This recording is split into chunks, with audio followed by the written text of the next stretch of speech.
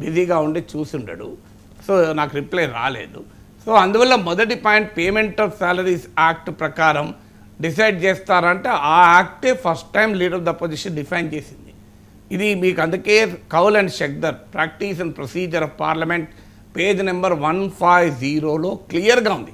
The statutory recognition అనేది leader of the అపోజిషన్కు ఇవ్వటానికి ప్రాతిపదిక పేమెంట్ ఆఫ్ సాలరీస్ యాక్టే.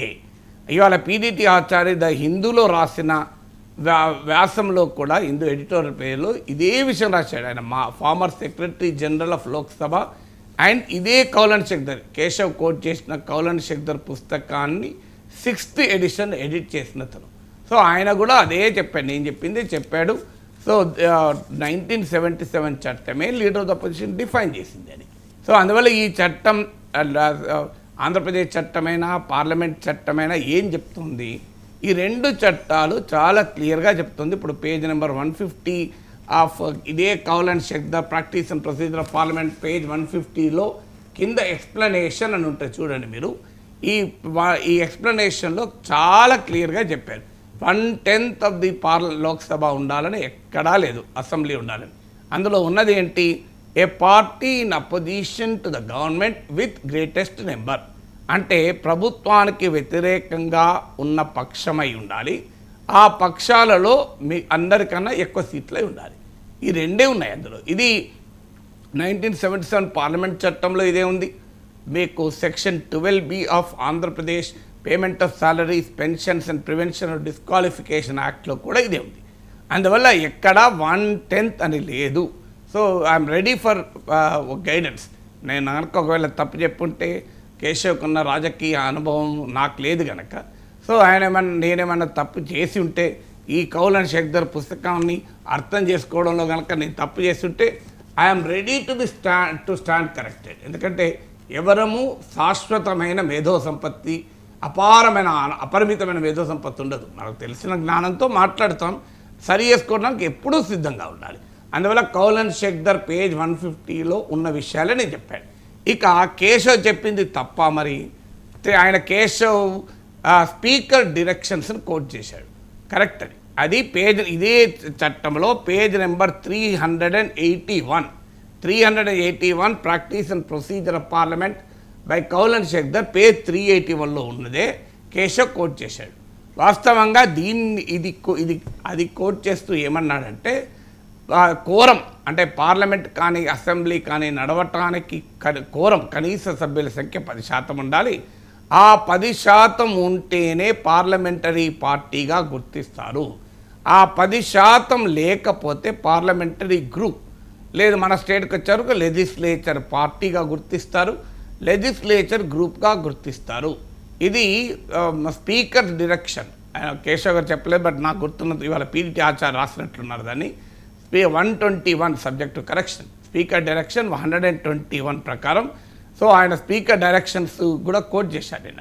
దాని ప్రకారం కరెక్ట్ అది. అంటే 10% సభ్యులు ఉంటేనే ఆ పార్టీని పార్లమెంటరీ పార్టీ లేదా లెజిస్లేచర్ పార్టీగా గుర్తిస్తారు. ఇక payment of salaries and prevention of disqualification act section 12B, అంటే జగన్ ఏ చట్టం అయితే కోట్ చేశాడో లేఖలో, ఆ లేఖలో కూడా మెన్షన్ చేశాడు. అందులో ఏమనుంది, ఏ పార్టీ ఇన్ అపోజిషన్ అని ఉంది కదా. మరి ఏ పార్టీ ఇన్ అపోజిషన్ అని ఉన్నప్పుడు నెంబర్తో పక్క పెడతాం. అసలు మొదలు లెజిస్లేచర్ పార్టీ గుర్తింపే లేదు కదా జగన్మోహన్ రెడ్డి పార్టీకి. లెజిస్లేచర్ పార్టీ గుర్తింపు ఉండాలంటేనే 10% ఉండాలి కదా. మరి లెజిస్లేచర్ పార్టీగానే గుర్తింపు లేనప్పుడు పార్టీ ఇన్ అపోజిషన్ అని 12Bలో చెప్తుండగా ఏ రకంగా ప్రతిపక్ష హోదా ఉంటుంది అనేది కేశవ్ ఆర్గ్యుమెంట్ 381లో చెప్పారు. కానీ ఇంట్రెస్టింగ్ ఏంటంటే గౌరవనీయులైన మంత్రి గారు 381 దగ్గర ఆగిపోయాడు. సో ఇదే పుస్తకంలో మీకు page number 385, so page number 385లో క్లియర్గా 381 కేశవ్ కోట్ చేశాడు స్పీకర్ డైరెక్షన్స్, కానీ 385లో క్లియర్గా ది సబెడింగ్ ఉన్నది. ఏంటి సబెడ్కి, situation change after anti defection law, అంటే ఫిరాయింపు నిరోధక చట్టం అమల్లోకి వచ్చాక పరిస్థితి మారిపోయింది. ఏంటి పరిస్థితి మారిపోయింది? ఫిరాయింపు నిరోధక చట్టం March 3, 1985 నుంచి అమల్లోకి వచ్చింది. 1988లో representation of people's act of amendment of 1988 వచ్చింది. Representation of people's act amendment of 1988 section 29A introduce చేయబడింది మొదటిసారి ఆ సవరణ ద్వారా. So representation of people's act RP act 1988లో ఇంట్రడ్యూస్ చేసిన అమెండ్మెంట్ సెక్షన్ 29A ఏం చెప్తుందంటే compulsory registration of political party అనే ప్రిన్సిపల్ తీసుకొచ్చింది. యాంటీ డిఫెక్షన్ లా మొదటిసారిగా పొలిటికల్ పార్టీ అంటే ఒక్క సభ్యుడున్న పొలిటికల్ పార్టీ అని చెప్పింది. అంటే అర్థం ఏంటి? ఇప్పుడు కేశవ్ పేజ్ 381లో ఉన్న కౌల్ అండ్ షెగ్దర్ను కోట్ చేస్తూ స్పీకర్ డైరెక్షన్స్ను కోట్ చేస్తూ స్పీకర్ డైరెక్షన్లో 10% ఉంటేనే పార్టీగా గుర్తిస్తారని ఉంది కదా అనేది ఆయన వాదన. కానీ ఇదే కౌల్ అండ్ షెగ్దర్ పేజ్ 385లో రాసింది ఏంటి? అయ్యా యాంటీ డిఫెక్షన్ లా అమల్లోకి వచ్చాక ఈ పరిస్థితి మారింది. Representation of people's act amendment of 1988 వచ్చాక ఈ పరిస్థితి మారింది. ఇప్పుడు 10% అనే నిబంధన లేదు పార్టీగా గుర్తింపాలన్నా. ఇప్పుడు ఉన్నది ఏంటి? ఇప్పుడు మీకు ఒక్క మెంబర్ ఉన్నా కూడా లెజిస్లేచర్ పార్టీగానే గుర్తిస్తారు. సో యాంటీ డిఫెక్షన్ లా అనేది రాజ్యాంగంలో భాగం. స్పీకర్ ఇచ్చినటువంటి డైరెక్షన్కు విలువ లేదా? స్పీకర్ డైరెక్షనే కదా ముఖ్యమని నిన్న కేశవ్ వాదించారు. అయ్యా స్పీకర్ డైరెక్షన్ చట్టం కన్నా రాజ్యాంగం కన్నా గొప్పదిగా ఉండదు. ఎందుకంటే చట్టం ఏం చెప్తోంది? Payment of salaries act 1977 parliament చట్టము, Andhra Pradesh payment of salaries pensions and prevention disqualification act section 12Bలో ఎక్కడ 1/10 అని లేదు, సంఖ్యా పరిమితి లేదు అపోజిషన్ లీడర్ గుర్తించడానికి. ఇక రాజ్యాంగంలోని 10వ షెడ్యూల్, అదే ఇంకా హైయెస్ట్ కదా anti defection law is part of the 10th schedule of the కాన్స్టిట్యూషన్లో ఒక్క సభ్యుడు ఉన్నా కూడా రాజకీయ పార్టీ అవుతున్నారు, పార్లమెంటరీ పార్టీ, లెజిస్లేచర్ పార్టీ అవుతున్నప్పుడు ఈ చర్చ ఎక్కడిది 10% అనేది? అందువల్ల నేను చదివిన ఈ కౌల్ అండ్ షెగ్దర్ పేజ్ 150 చదవండి, కేశవ్ ఉదహరించిన పేజ్ 381 చదవండి, అలాగే నేను ఇస్తున్న వివరణ పేజ్ 385 యాంటీ డిఫెక్షన్ లా తర్వాత మారిన పరిస్థితి. ఇది లేటెస్ట్, ఎందుకంటే యాంటీ డిఫెక్షన్ లా 1985లో వచ్చింది. కేశవ్ గారు రెఫర్ చేసినటువంటి స్పీకర్ డైరెక్షన్స్లో 1950sలో వచ్చింది. ఎప్పుడు కూడా ఒక చట్టం కొత్త చట్టం వచ్చినప్పుడు కొత్త చట్టమే చెల్లుతుంది తప్ప నేను అంతకుముందు చట్టం ఫాలో అవుతా అంటే అన్లెస్ కొత్త చట్టంలో అలా ఉంటే తప్ప, కొత్త చట్టంలో ఉంటే ఆ చట్టం కూడా ఫాలో అవుతారు. ఎలా ఫాలో అవుతారు? చట్టం అంటేనే అప్డేట్ కదా. స్పీకర్ డైరెక్షన్స్ అనేది 50sలో వచ్చింది. 1977లో చట్టం వచ్చింది పేమెంట్ ఆఫ్ సాలరీస్, 1985లో యాంటీ డిఫెక్షన్ లా వచ్చింది, 1988లో representation of people's act amendment వచ్చింది. వచ్చిన తర్వాత పొలిటికల్ పార్టీ అనే డెఫినేషనే మారిపోయింది. పొలిటికల్ పార్టీగా గుర్తించు శాసనసభలో రావాలి అంటే కనీస సభ్యులు ఉండాలి 10% అనే నిబంధనే లేదది. ఆ లేని నిబంధనలు ఇప్పుడు ఎలా తీసుకొచ్చి లీడర్ ఆఫ్ ద పొజిషన్ 10% ఇస్తారని. అయితే ఒక ఫ్యాక్ట్ మాత్రం ఉంది. ఎవరికైనా నేను ఈ మాట నేను చెప్తున్నప్పుడు ఒక మిత్రుడు లాయర్, ప్రముఖ లాయరు, టీవీ ఛానళ్ళు కూడా ప్రముఖంగా వస్తారు, ఆయన నన్ను క్వశ్చన్ అడిగారు. మీరు ఇలా చెప్తున్నారు కదా, కానీ మీరు మరి రాహుల్ గాంధీకి ఇవ్వలేదు, కాంగ్రెస్ పార్టీకి ఇవ్వలేదు 2014లో 2019లో, అక్కడ ఎమినెంట్ లీగల్ మైండ్స్ ఉన్నారు, అయినా మరి ఎవరు ఎందుకు కోర్టుకు పోలేదని. కోర్టుకు పోవడము పోకపోవడం అనేది ఒక పార్టీ ఇష్టం. అది ఇప్పుడు రాజకీయ నాయకులు కూడా తిట్టుకుంటారు, అందరూ డిఫెమేషన్ కేసులు వేసుకుంటారా? ఎందుకంటే అది దానివల్ల వచ్చే ప్రయోజనం లేదు. ఎందుకంటే స్పీకర్ ఇవ్వాలి, అల్టిమేట్గా రికగ్నిషన్ స్పీకర్ ఇవ్వాలి. సో స్పీకర్ ఇవ్వాలి కనుక కోర్టుకు పోతే ఏమవుతుంది అనేది తర్వాత సంగతి. ఎందుకు పోలేదన్న దాన్ని బట్టి మనం చట్టాన్ని డిఫైన్ చేయలేం కదా.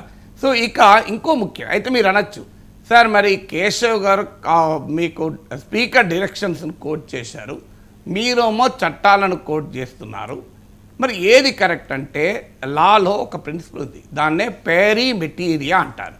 Doctrine of పేరిమెటీరియా. పేరిమెటీరియా అంటే ఏంటి?